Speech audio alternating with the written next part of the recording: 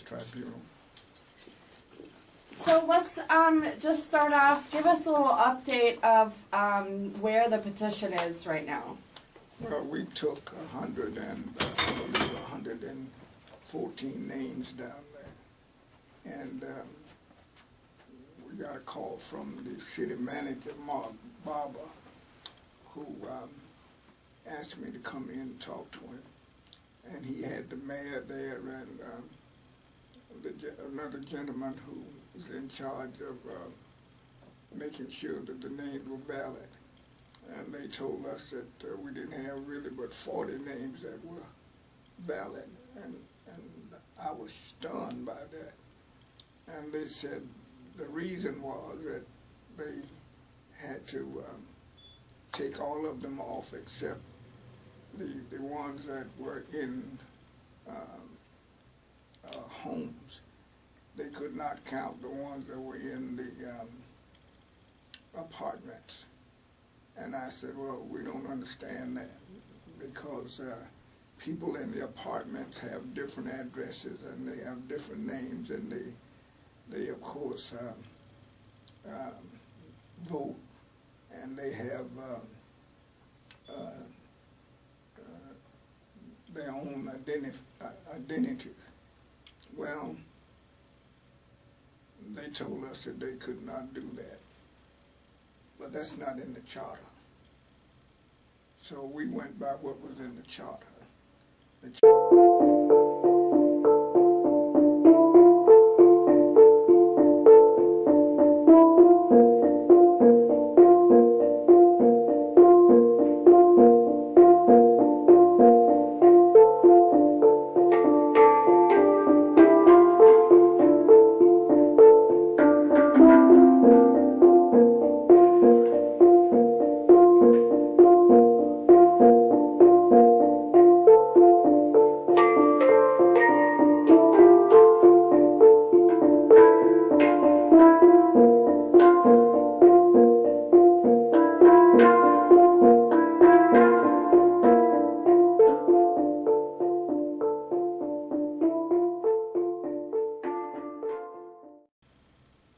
So we went by what was in the charter. The charter simply said that they had to have 61% of the names of the people that lived on Forrest, that is the residents, not necessarily the owners of the property, but the residents. Now, if they own the property, fine, but only the residents counted, because we had one man at least who lived in Tifton who asked us to let him sign the petition. He owned a house on Forrest, even though he was not a resident of Forrest. And so we think that they're playing games, and we ain't playing, period. And we will do whatever is necessary. I've been through this before. They've tried to tell us that that street was named after a black slave named G.B.R. Forrest.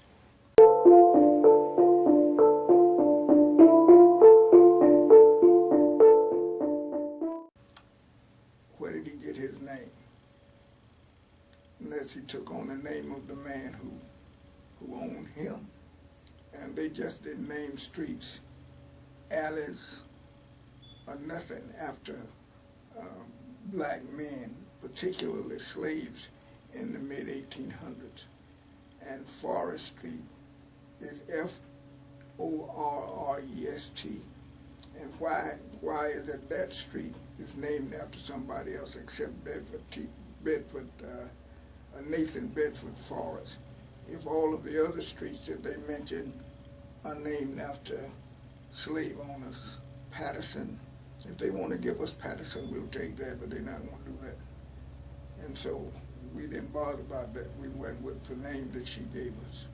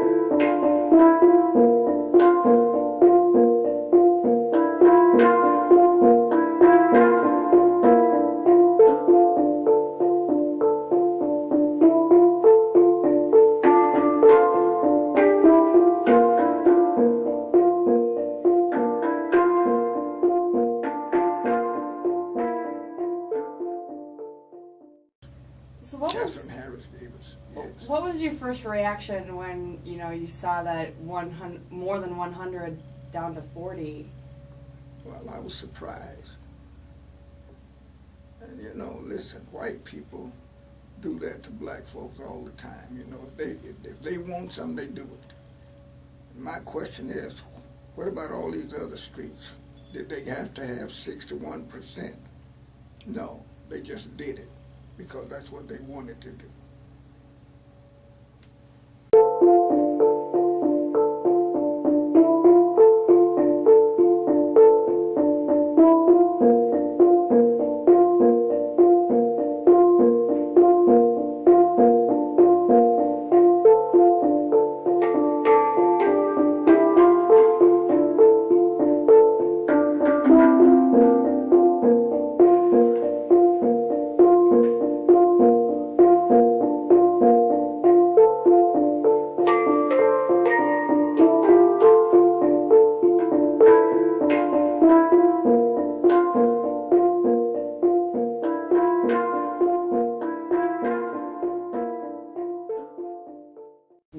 You said that you guys aren't giving up in this process. Why not? No.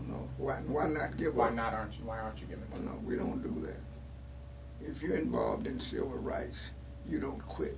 If that means going to jail, you go to jail. If that means being killed, you get killed. So what? You do what you have to do to win. And you can't win by giving up. Reverend Rose, you went through the same obstacles when you went through the Barber Park renaming of that, because did they not tell you that the land was donated and it later found out not to be true? It wasn't donated. It was left to his daughter, Pittman. I can't think of her first name right now, but it was left to her. And so when most the black folk moved over there, I went before City Council and asked them to rename the park after somebody that looked like the people that lived out there. Well, they told me to go sit down. And I said, no, I'm not going anywhere. You do what you have to do, but I'm not moving. So they sent for the police. And they always get a black police officer to do what they didn't have the nerve to do, and they got him to come take me to jail, and they just took me right on through. Well, they didn't know me, so I went right on back down there the next time. And this time, the mayor said, Reverend Rose, you're going to have to go sit down because somebody might want to talk to me about a stray dog in the neighborhood. Well, it was Rosa Parks' time then, and I wasn't going anywhere. But 14 other people came up there and stood with me, and they arrested all of us, took us to the Loudoun County Jail, put me in solitary confinement, and separated me from all the other men. And anyway, Park got changed. And it was Mr. George Rhymes who said, it's going to be changed, you know, whether it's changed by you all, or we will change you all, but it's going to be changed, and it was.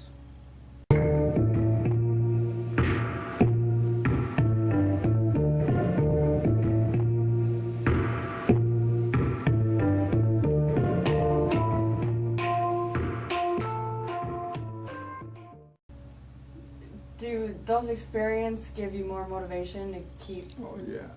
I'm a 50-year veteran of the civil rights movement. I walked with Dr. King, and I know all about that. Rosa Parks came to my church in Toledo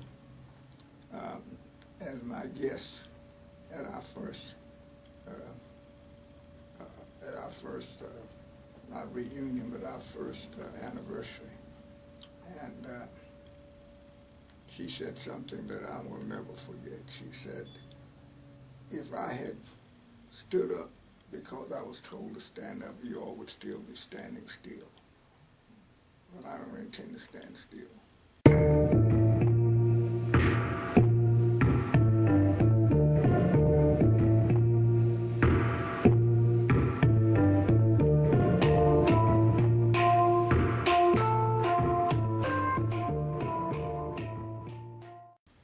Reverend O, when you was with the city officials the other day, did not they tell you, or did they tell you if they had perfected that ordinance, or did it need more changing and tweaking?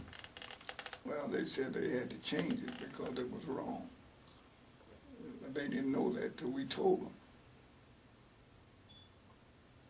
What was wrong with it? Well, I don't know what they said was wrong with it. Really don't care. We want to change to Barack Obama Boulevard. And by the way, right down here in Quincy, Florida, they just named the street after Barack Obama. And last week they named a major street in Los Angeles, California, after Barack Obama. South Georgia is the only place that they don't have anything named, no school, no library, and no street, no public building of any kind after Barack Obama, who was the first black president of the United States.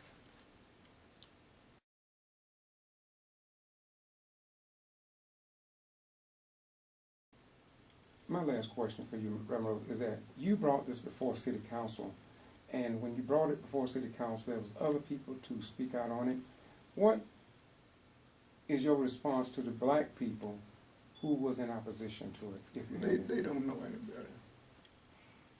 And most of them have never met me. We went to one house on Forrest Street, and the lady said, oh, that ain't nothing but that Floyd Rose mess. I said, I'm Floyd Rose. She didn't even know who I was. So you got a lot of people who are just ignorant. They don't know any better. Because anybody who thinks for 1 minute that that street or any other main street in Valdosta, Georgia, that was named after a slave or anybody black, don't know any better.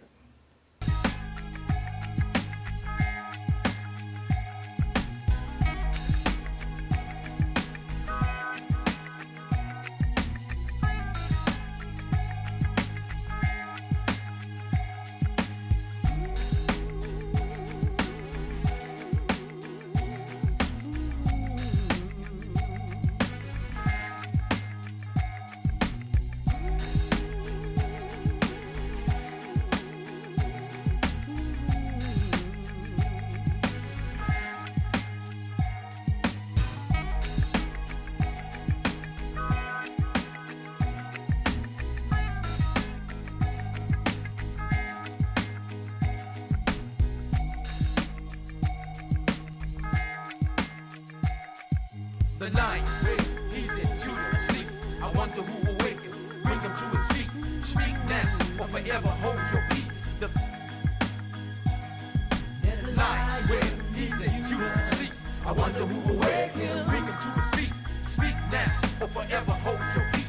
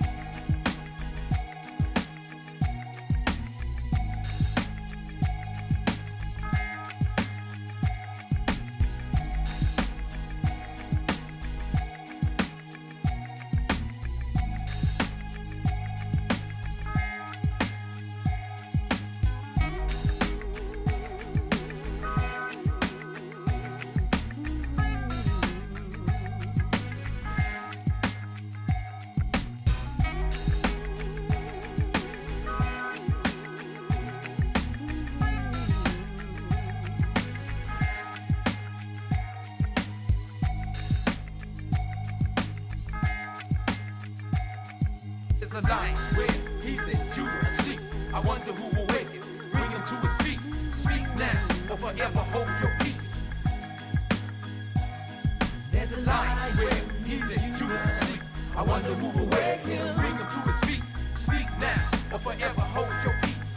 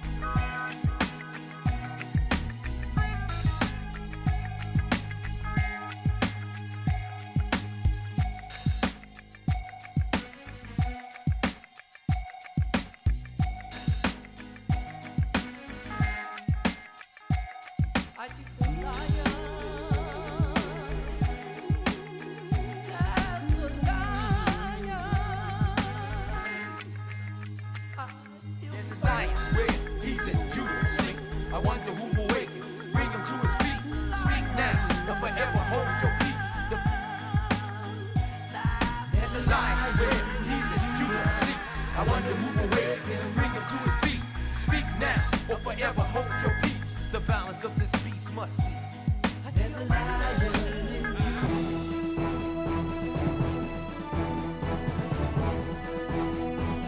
Because anybody who thinks for 1 minute that that street or any other main street in Valdosta, Georgia, that was named after a slave or anybody black, don't know any better. Why is it important that people do kind of raise awareness about these streets and kind of join the effort to make a change? Well, you know, years ago, black folk, it didn't matter with them, they just did it well. I'm not like that, and most of the people at the tribunal are not like that. You know, this street right out here, Lee Street, where this church sits, was named after a Confederate general named Robert E. Lee. Ashley Street was named after a slave owner. Patterson Street was named after a slave owner. Gordon Street was named after a slave owner. Every major street in this town was named after a Confederate general who owned slaves. Every one of them.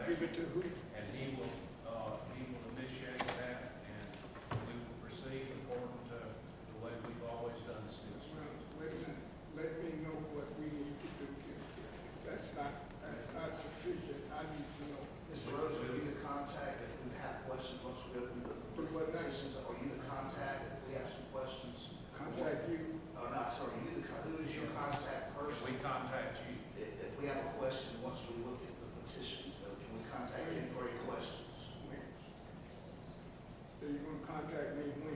If we have questions, if we have any questions, when the engineering department looks at those petitions, if we have any questions, or you are contacted, who I contact. I just wanna know what we need to do. Right now, nothing you don't, what you're supposed to do. We have to advertise this for 90 days, and just like we do all other streets. I noticed you made a statement that we didn't always do that. We had one street nobody lived on, so it didn't involve notifying anybody or changing the address or anything. That was Rick Council's street, so there was no use in I don't wanna argue with you about that, I don't agree, I don't argue with you about it. I'm sorry, I can't hear you.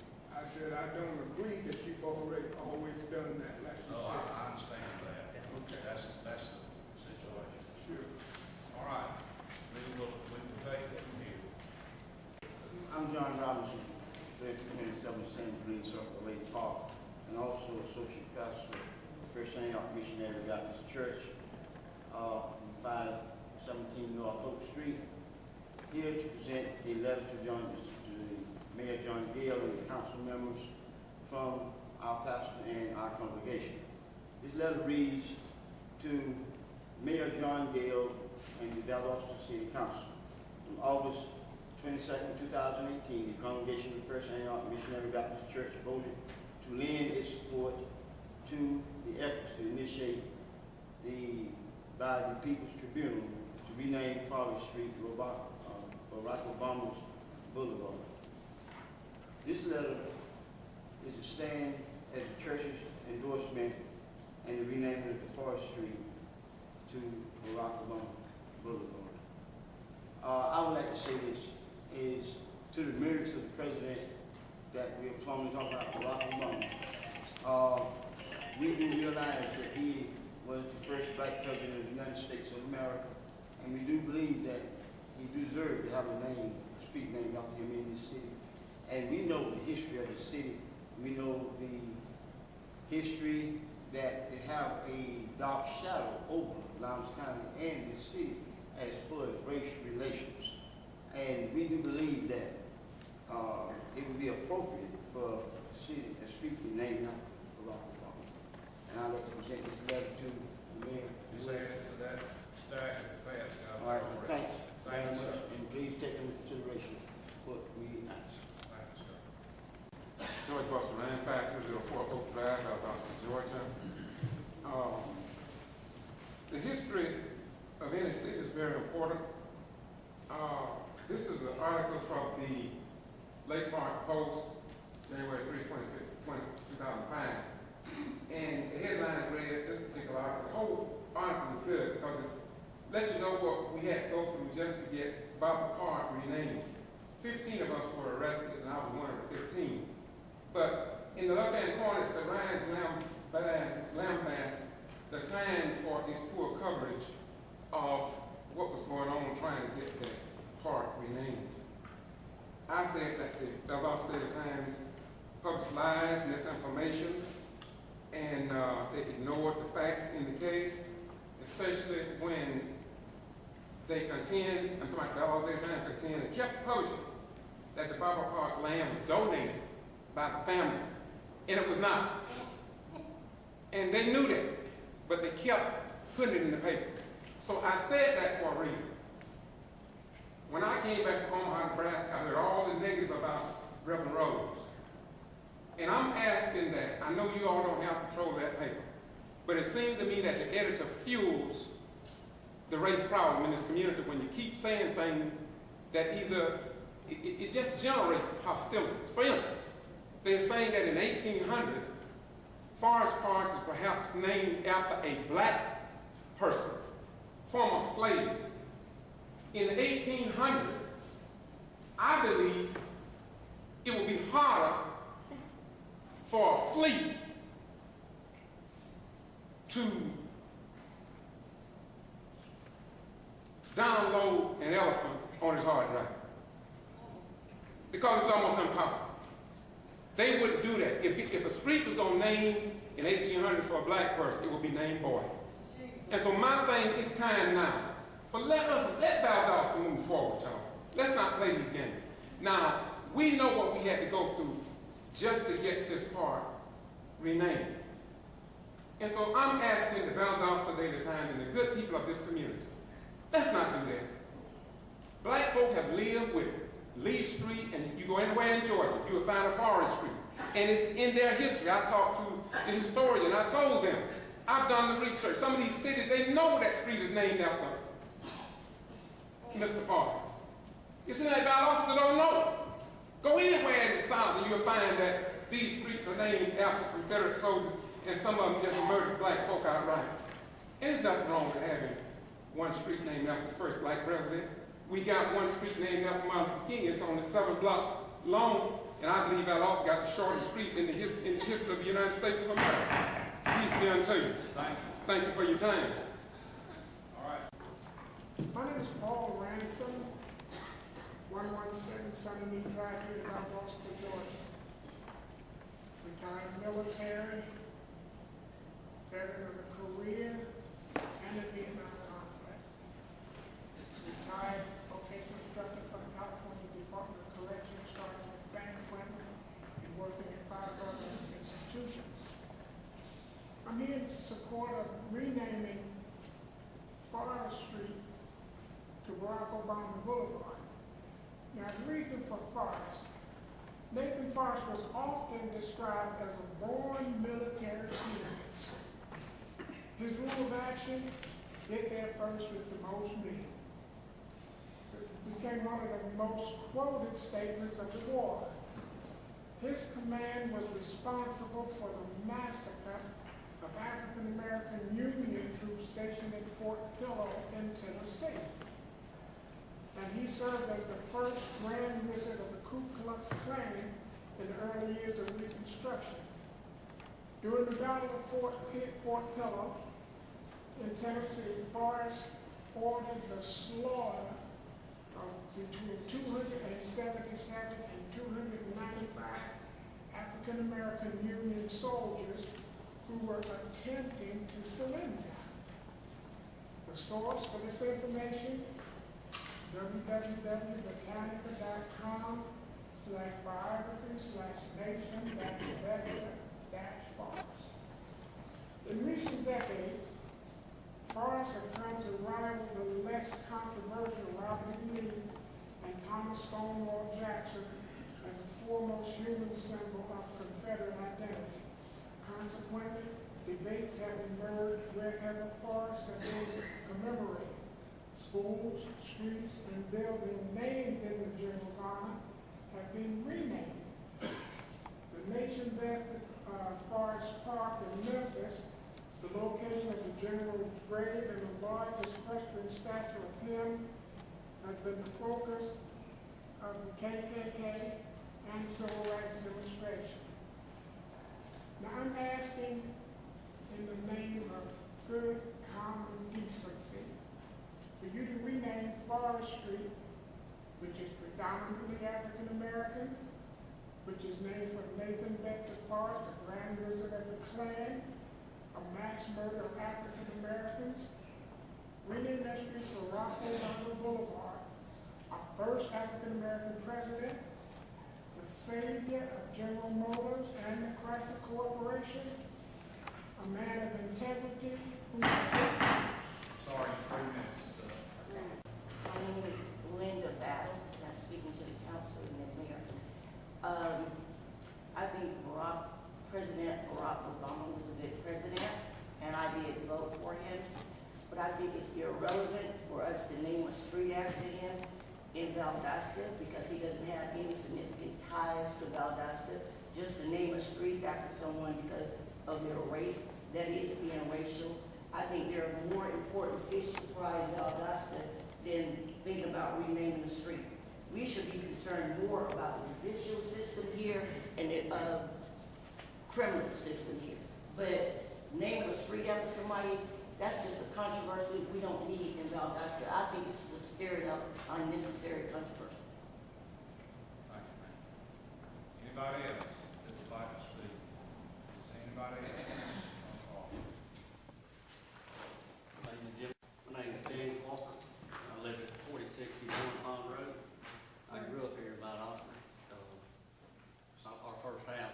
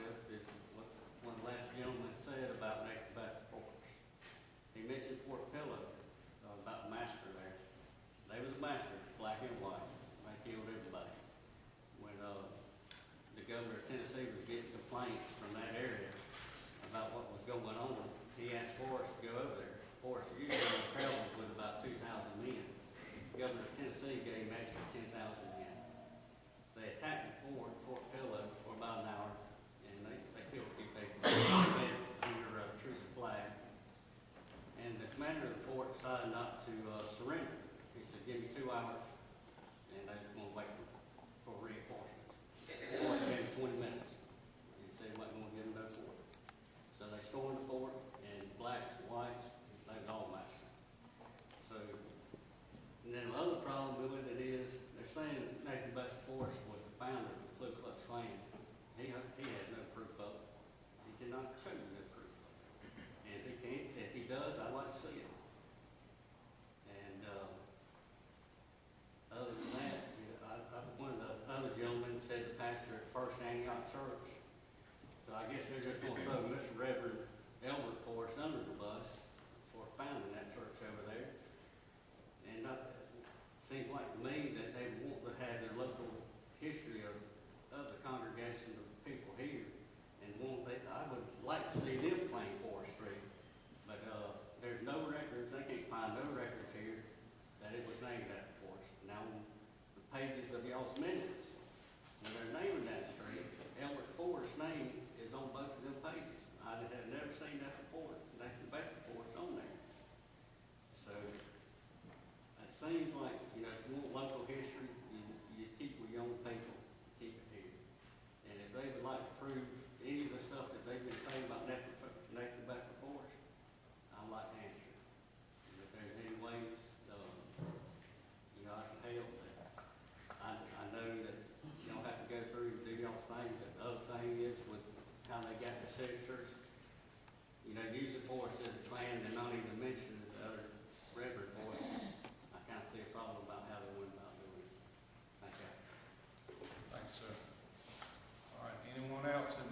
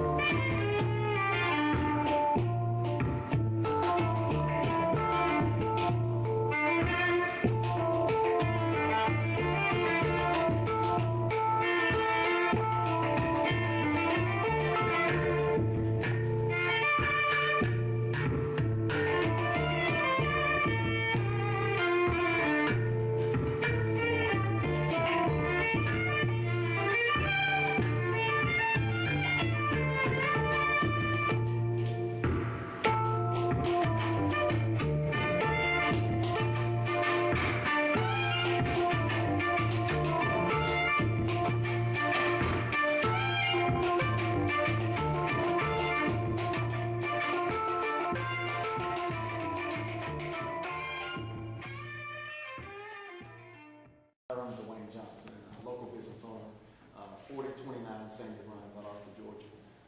Didn't plan on preparing to speak or anything, but I definitely just wanted to lend an opinion regarding the street renaming. Coming from an education background, I'm definitely heavy of a proponent of getting the details right. And the way I see it is that just to throw my opinion in there from a scholarly standpoint, is that if there's data that backs up where the street name comes from, then we need to go with that. If there's data that backs up that it was named for a certain person, we need to go with that. I personally, have been keeping up with it, and I haven't, found any research that supports any rhetoric or narrative that it was named after Nathan Bedford Forrest. If that's the indication that can be supported, then there's a challenge for that. But if there is documentation within the history, as the gentleman just spoke, and that has been published in a sense, that it was named perhaps after Elbert Forrest, then why aren't we pursuing that as a glorification of the great works that man did back in that day, being a business owner from the African American community? I feel like we are, in a sense, cutting our legs away from us if we are here to support, for that instance, an African American business owner that perhaps could be magnified towards the community. If we have documentation that sits in that area, then we need to support that documentation. Otherwise, we're fanning flames, in my opinion, when it comes to a very sensitive nature especially someone's name when it comes to perhaps Nathan Bedford Forrest. There's a lot of energy that comes behind it. It's very polarizing, and we just need to, be careful, especially in the times of where we need to be pointing in the right direction when it comes to unifying the community. So thank you for your time. Thank you, sir. Anybody else? Anybody else who would like to speak? Okay, in that case, Mark, you want to give us a report? All right. I'll be very brief there. I just want to let everybody know that the last council is still accepting applications. All we say to America is be true to what you said on paper.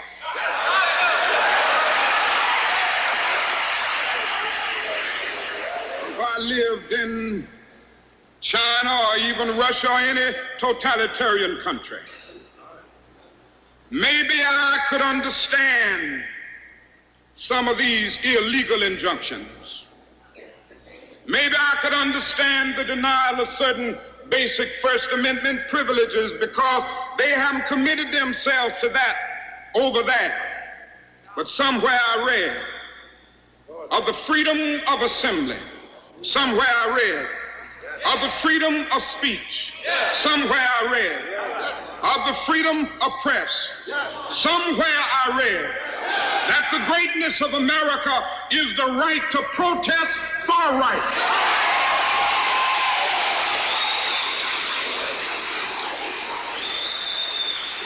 And so just as I say we aren't going to let any dogs or water hoses turn us around, we aren't going to let any injunction turn us around.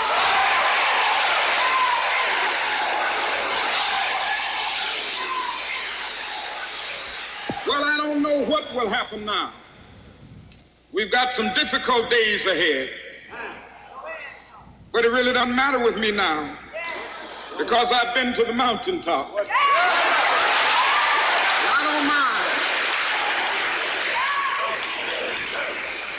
Like anybody, I would like to live a long life. Longevity has its place.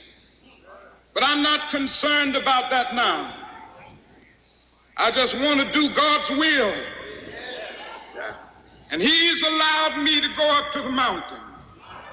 And I've looked over and I've seen the promised land. I may not get there with you, but I want you to know tonight that we as a people will get to the promised land.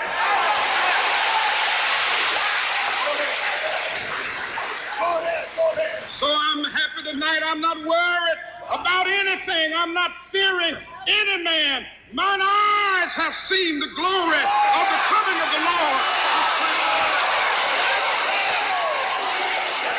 I don't think any of us can be satisfied in the United States until that war is brought to an honorable end and American soldiers are brought back here to the United States of America. One day, we will have to stand before the God of history. And we will talk in terms of things we've done. And it seems that I can hear the God of history saying, that was not enough. But I was hungry, and ye fed me not. Hey, I hate to speak up, but you said something that just makes me where I can't leave this alone. If white people go and stick up for any black folks that, like Mr. Rose is doing here in town, the powers that be will beat your ass, stick you in prison, and give you false charges, and I don't no doubt they would kill you if they could get away with it. If white people go and stick up for any black folks that, like Mr. Rose is doing here in town, the powers that be will beat your ass, stick you in prison, and give you false charges, and I don't no doubt they would kill you if they could get away with it. I'm sorry, I don't mean to interrupt, but I've done the same thing for some folks in Adel where they had a cemetery that they didn't allow nothing but white people to be in. And we went to a city council meeting, and I was beat to death, or half beat to death 2 weeks later, and they told me that that's what I get for going to a city council meeting. 6.5 years later, after everybody was gone, they brought them old charges back up that had been dismissed. In other words, everybody who got the beat on me charged me with obstruction. I didn't do a damn thing to them. Wasn't in their jail for no reason, no warrants, no charges, anything. They told me that's what I get for going to city council meetings and speaking up. That kind of wound up a lot of my stuff until this thing that I was going to ask you about now. But yeah, I'll vouch for them. The powers that be in these towns, especially I know about Austin Adel, they will go over the board and do whatever it takes to shut you up or snuff you out. So that's, yeah, I'm just sorry. I didn't mean to interrupt, but I know we're fine. Well, you know, I've been threatened a lot of times, but I don't pay any attention to it. I don't either. I care less. Because if people want to do something to you, they don't tell you, they just do it. So what's the next step? Are you gonna, go back out, or? We're going to get some more names first. And secondly, we're going to march. And we're going to do whatever we have to do, whatever that is, until that name is changed. Any idea of when that a march might happen, or just? No, we want to get some more names first. Okay. We're going to do everything that they tell us to do, and then say, now what? It'll be something else. Is the march an effort to sort of push forward the changing of the street name? Yeah, the march is intended to make sure that the people understand what's going on. And nothing has done more to get changes than the trampling of feet in the street. Nothing. I'm Dwayne Johnson, a local business owner, 4029 Sandy Run, Valdosta, Georgia. Didn't plan on preparing to speak or anything, but I definitely just wanted to lend an opinion regarding the street renaming. Coming from an education background, I'm definitely heavy of a proponent of getting the details right. And the way I see it is that, just to throw my opinion in there from a scholarly standpoint, is that if there's data that backs up where the street name comes from, then we need to go with that. If there's data that backs up that it was named for a certain person, we need to go with that. I personally, have been keeping up with it, and I haven't, found any research that supports any rhetoric or narrative that it was named after Nathan Bedford Forrest. If that's the indication that can be supported, then there's a challenge for that. But if there is documentation within the history, as the gentleman just spoke, and that has been published in a sense, that it was named perhaps after Elder Forrest, then why aren't we pursuing that as a glorification of the great works that man did back in that day, being a business owner from the African American community? I feel like we are, in a sense, cutting our legs away from us if we are here to support, for that instance, an African American business owner that perhaps could be magnified towards the community. If we have documentation that sits in that area, then we need to support that documentation. Otherwise, we're fanning flames, in my opinion, when it comes to a very sensitive nature, especially someone's name when it comes to perhaps Nathan Bedford Forrest. There's a lot of energy that comes behind it. It's very polarizing, and we just need to be careful, especially in the times of where we need to be pointing in the right direction when it comes to unifying the community. So thank you for your time. Thank you, sir. Anybody else? Anybody else who would like to speak? Okay, in that case, Mark, you want to give us a report? All right. I'll be very brief there. I just want to let everybody know that Austin Council is still accepting applications. This fear becomes a reality. In 1868, voter registration rolls show that there are over 100,000 more black voters than white voters in the South. But violence against blacks wipes out this numeric advantage. While Republican Ulysses S. Grant wins the presidency, many Democrats win back local and state offices. white violence is making an impact. Southerners generally were in favor of the Ku Klux Klan because they were providing some stability. They were providing a sense of law and order. In this chaos, in this pandemonium that has been let loose in the South. In Tennessee, it is believed that Southern white supremacists murder an average of one person a day leading up to the elections of 1868.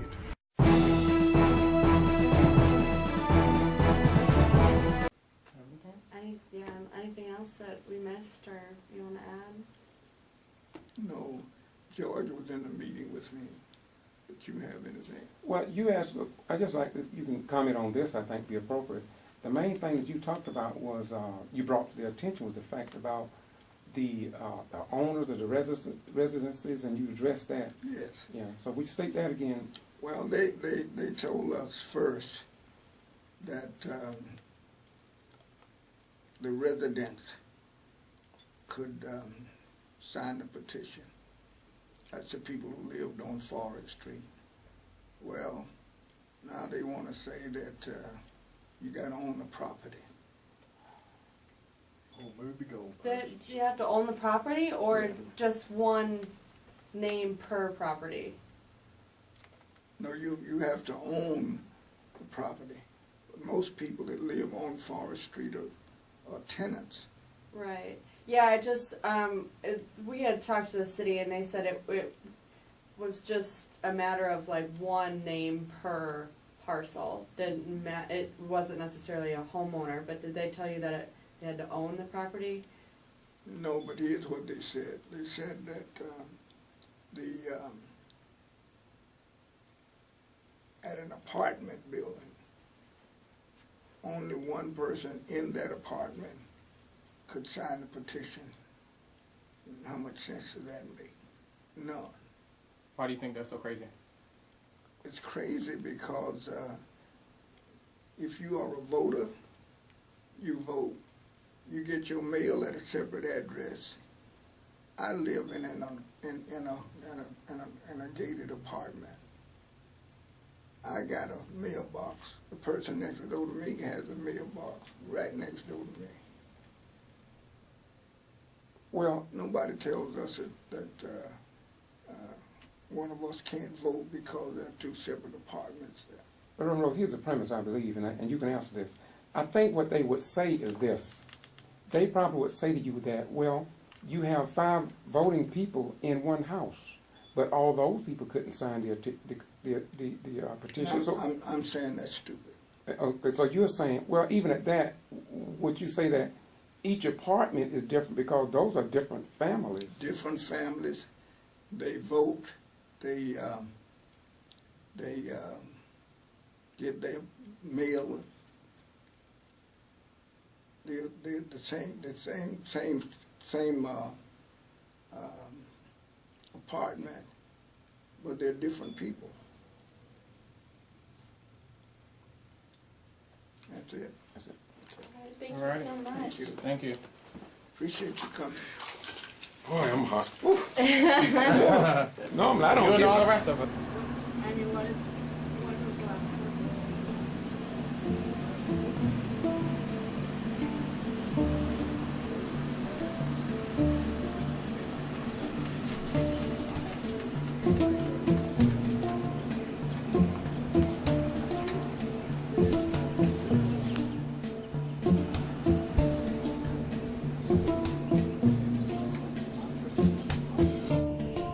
This is at South Georgia Medical Center in Valdosta, Georgia.